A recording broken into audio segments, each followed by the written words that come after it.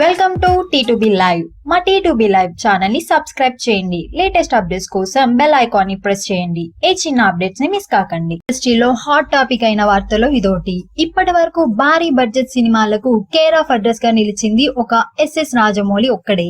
కానీ ఆయన గురువు కె రాఘవేంద్రరావు తన శిష్యుని మించిన సినిమా చేయాలని కలలు కంటున్నాడు.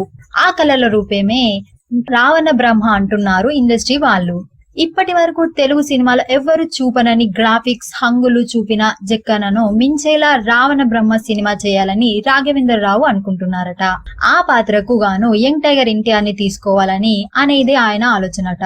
ఇప్పటి జనరేషన్ లో అటు మాస్ ను ఇటు క్లాస్ ని ఆకట్టుకుంటూ పౌరాణిక చేయగలిగిన సత్తా ఉన్న ఏకైక నటుడు యంగ్ టైగర్ ఎన్టీఆర్ మాత్రమే అవడంతో ఆ సినిమాను ఎన్టీఆర్ తోనే చేయాలని ప్లాన్ చేస్తున్నట్లు సమాచారం. ఇప్పటికిప్పుడు ఈ సినిమా ఉండకపోయినా ఓ ఏడాదిన్నర తర్వాత మొదలయ్యే అవకాశం ఉన్నట్లు తెలుస్తుంది. మరిన్ని లేటెస్ట్ అప్డేట్స్ కోసం T2B లైవ్ ని సబ్స్క్రైబ్ చేయండి. వీలైతే లైక్ చేయండి, కుదిరితే షేర్ చేయండి.